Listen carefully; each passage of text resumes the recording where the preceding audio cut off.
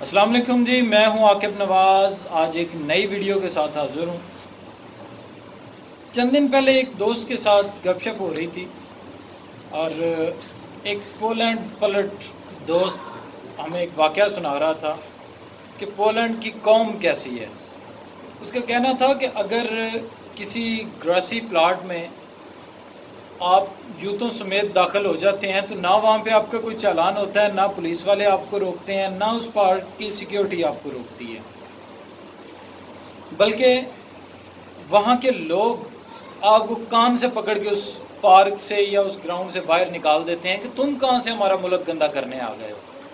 عظیم قوموں کی یہ پہچان ہوتی ہے، اور قومیں اپنی عادتوں سے ہی پہچانی جاتی ہیں۔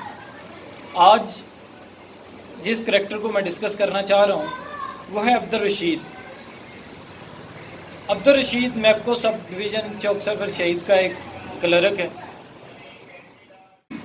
جی۔ تو معاملہ کچھ یوں ہے کہ ہمارا ایک گھریلو میٹر، یہ اس گھر کا میٹر ہے جہاں پہ اب ہم رہائش پذیر بھی نہیں ہیں، اور تقریباً پچھلے 4-5 مہینے سے وہ گھر بھی خالی ہے اور میٹر بھی استعمال میں نہیں ہے۔ اس کے ڈسپلے واش ہو گیا۔ 1 مہینے میں انہوں نے ایوریج بل ڈال کے بھیجا، یعنی جو جتنے یونٹس پچھلے سال کے اسی مہینے میں استعمال ہوئے تھے اتنے یونٹس کا بل بھجوا دیا گیا۔ اگلے مہینے پھر اسی ایوریج میں ڈال دیا گیا، یعنی دوسرے مہینے میں بل آنے سے پہلے میں نے یہ چیز نوٹس کر لی کہ میٹر ہمارا جو ہے وہ خراب ہو چکا ہے اور اس کو ریپلیس کروانے کی ضرورت ہے۔ میں نے سیم ڈے میں میٹر کی کاسٹ پے کی، میٹر پرانا اتار کے جمع کروایا، نیا میٹر لے کے لگوا دیا۔ لیکن ایک تسلسل کے ساتھ 3 مہینے تک مسلسل وہی ایوریج ڈال کے وہ بھجواتے رہے۔ استفسار کرنے پر پتہ چلا کہ جی یہ ہماری پالیسی ہے کہ 3 مہینے تک ایوریج ڈلتی ہے، اس کے بعد میٹر آپ کا خود بخود چینج ہو جاتا ہے۔ لیکن چونکہ میں نے میٹر کی کاسٹ پے کر کے صرف اسی وجہ سے کہ میرا تو میٹر بند ہے، بجلی یوز میں نہیں ہے، تو میں اپنا میٹر چینج کروا دیتا ہوں کاسٹ پے کر کے، تاکہ جو بھی میرے پاس بل آئے وہ ایکچول ہو۔ خیر، ٹوٹل 292 یونٹ کا انہوں نے خود ساختہ بل مجھے بھجوا دیا۔ میں نے اپنے لائن سپریڈنٹ سے کانٹیکٹ کیا، اس نے کوئی تسلی بخش جواب نہ دیا مجھے۔ میں ایک اپلیکیشن لے کے ایس ڈی او حافظ علی حسن غالباً نام ہے ان کا، یا حافظ حسن کچھ اس قسم کا نام ہے، ان کے پاس گیا، انہیں ساری حقیقت بتائی کہ یہ معاملہ آپ نے یہ ناجائز بل مجھے وہاں پہ بھجوایا ہوا ہے، آپ اس کی ویریفیکیشن کروا لیں کہ بھائی وہ ہمارے تو استعمال میں نہیں ہے۔ یہ بات میرے ذہن میں کھٹک رہی تھی کہ آخر ان کی پالیسی کیا ہے۔ مجھے جہاں تک سمجھ آئی اور کچھ وابڈا کے دوست جن سے ڈسکس کرنے کے بعد مجھے پتہ چلا کہ ہر سب ڈویژن کے بہت سے لائن لاسز ہوتے ہیں۔ لائن لاسز میں ایک جہاں پہ درخت تاروں کے ساتھ لگ رہے ہوں وہ بجلی ضائع کرنے کا موجب بنتے ہیں۔ اس کے علاوہ لائن لاسز کی سب سے بڑی وجہ بجلی چوری ہے۔ یہ ایک عام بندہ بھی جانتا ہے کہ ان کے وابڈا کے اہلکاروں کے ملے ہونے کے بغیر سوال ہی پیدا نہیں ہوتا کہ کوئی بندہ بجلی چوری کر سکے۔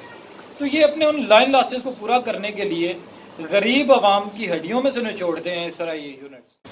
خیر، ایس ڈی او صاحب کو جسٹیفیکیشن دینے کے بعد ایس ڈی او صاحب نے اپنے ایک کلرک کو بلایا اور یہ 292 یونٹ ریفنڈ کرنے کا حکم دے دیا۔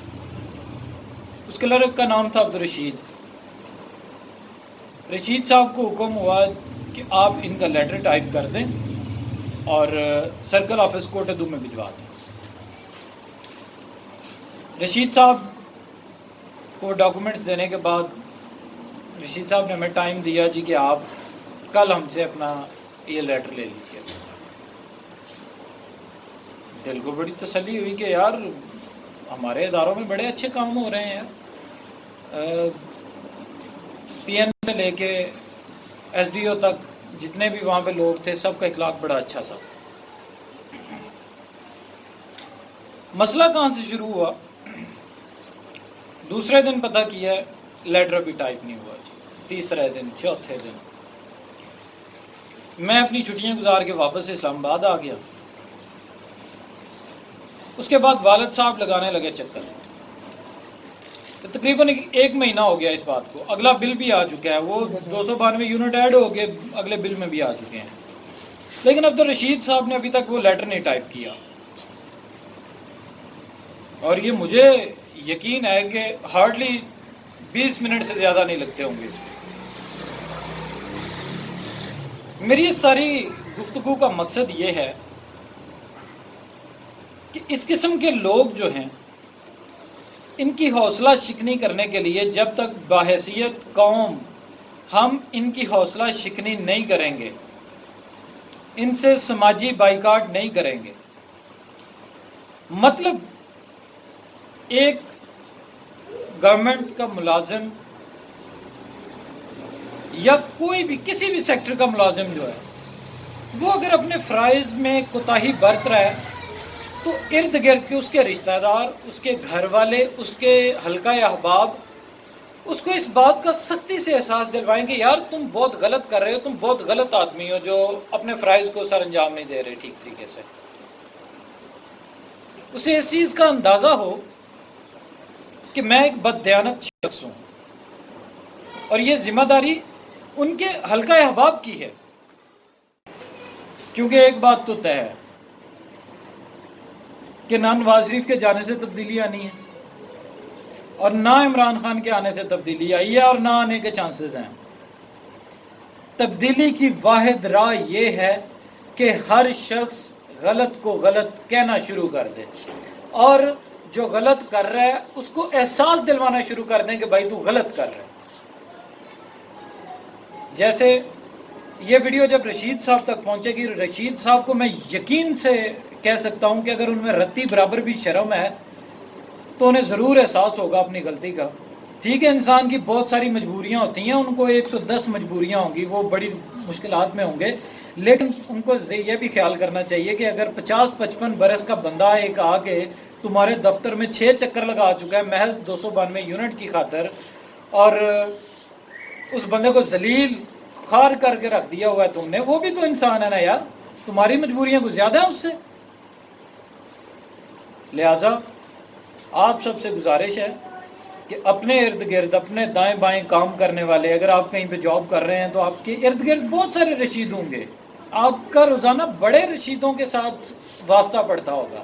ان رشیدوں کے خلاف آواز اٹھائیں، ان رشیدوں کے ساتھ سماجی بائیکاٹ کریں، انہیں گندا کر دیں. لوگوں کو جو گندا بندہ ہے اسے گندا کر دیں، جو کام نہیں کرتا اپنے فرائض سے روگردانی کرتا اسے گندا کر دیں، کیونکہ وہ گندا بندہ ہے، اس کو احساس ہو کہ بھائی تو گندا ہے. یہ پاکستان ہے، یہاں پہ پاک صاف ہو کے رہو. ٹھیک ہے، اللہ حافظ.